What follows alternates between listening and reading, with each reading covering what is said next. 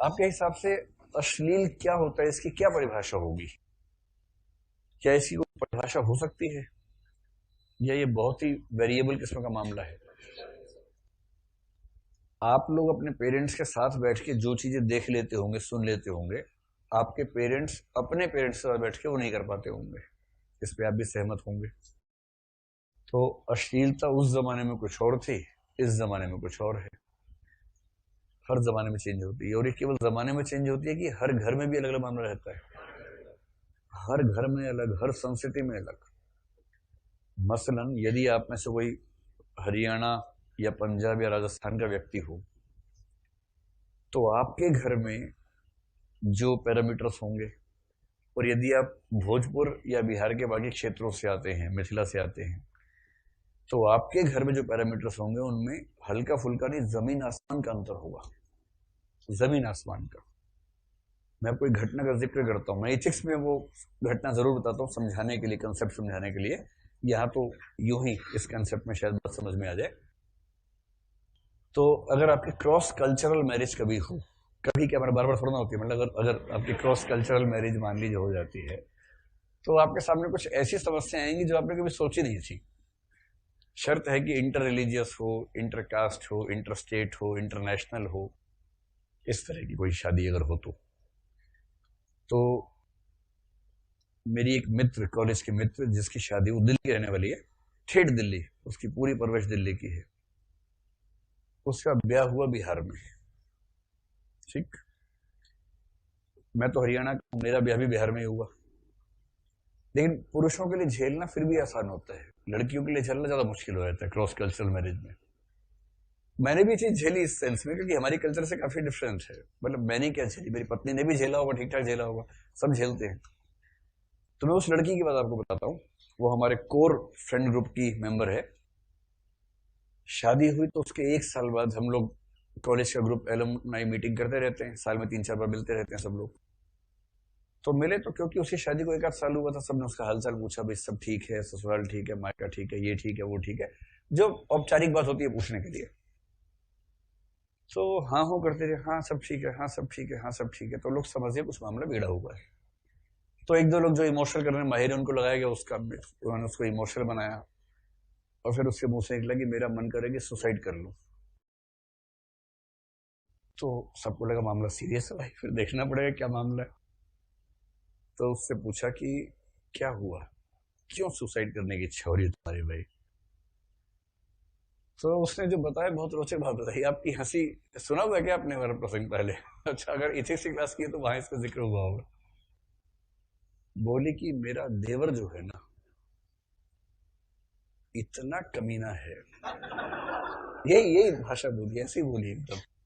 उसने कुछ और भी शब्द बोले जो यह मैं नहीं बोल सकता हूँ, लेकिन भाव आप समझ सकते हैं।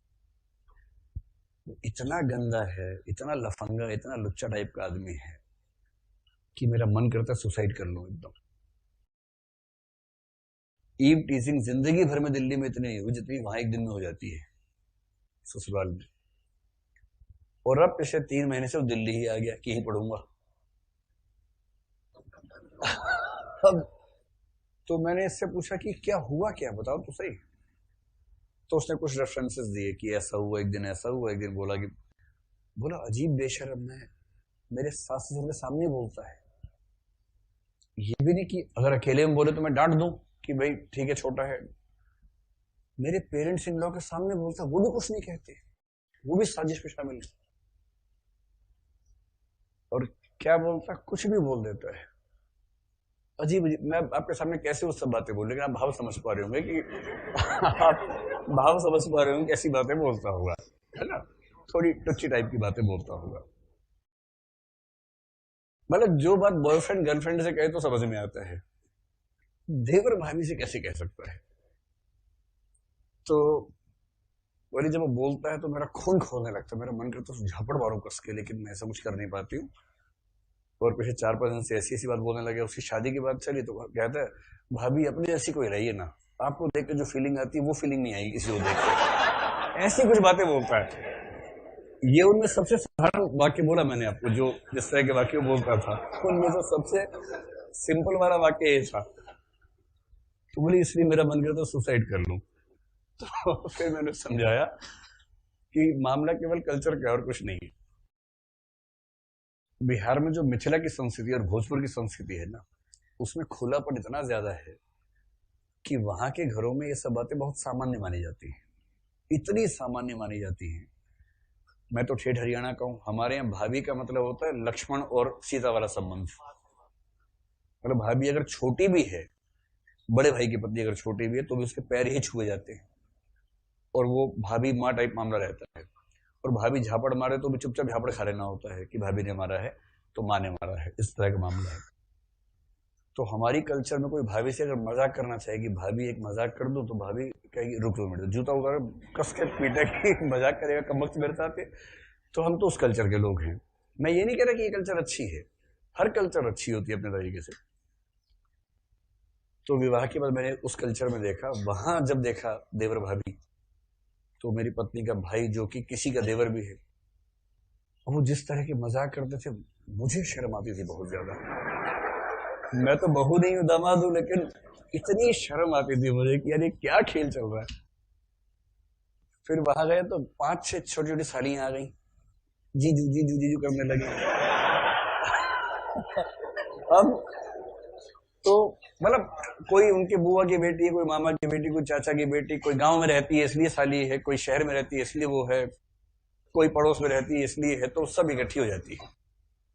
तो अब उन सबको रोजगार दिया गया था कि जिया जी आएंगे ना, उनको लगना चाहिए कि मतलब ठीक से उनका सम्मान किया गया है।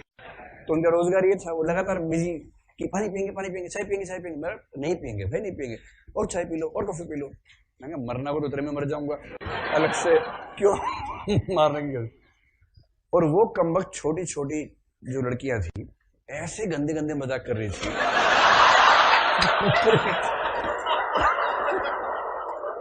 इतनी कमबख्त लड़कियां।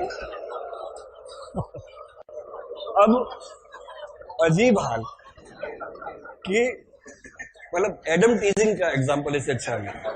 आपने खूब ईव टीजिंग सुनी होगी, लेकिन एडम टीजिंग कभी आपने सुनी होगी। और मैंने उस दिन फील किया कि मोलेस्टेशन क्या होता है, कि 5-6 छोटी छोटी एकदम गोभी खरबूजे जैसी बच्चियां हैं, अभी ठीक से बोलना नहीं आया है, 10-15 साल के बीच में है, लेकिन ऐसे ऐसे मजाक की बाप रे, सुन के लगे कि कान में शीशा पिघल के गिर जाए, क्या हो जाए ऐसा मजाक।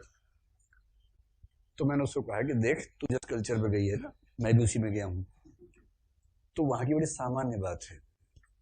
तो यहाँ जो अश्लीलता है, वहां तो वो कॉमन से भी नीचे वाली बात मानी जाती है, वो तो बेसिक है, वो तो वहां का भोजन मंत्र टाइप का होता है, वो तो पूजा पाठ के विधान। यहाँ की गालियां वहां की पूजा पाठ का विधान जैसा मामला है। तो अश्लीलता कोई फिक्स वस्तु नहीं है, वो समय और स्थान के हिसाब से, परंपरा के हिसाब से चेंज होती है, इसलिए बहुत फ्लेक्सिबल है। हाँ, तो किसी खास कल्चर में, किसी खास जनरेशन में, किसी खास समय में अगर कोई लेखक ऐसी बात लिखे जो समाज के लोग, परिवार के लोग साथ में ना सुन सकें, पढ़ सकें, तो कहेंगे अश्लीलता का मामला बनेगा।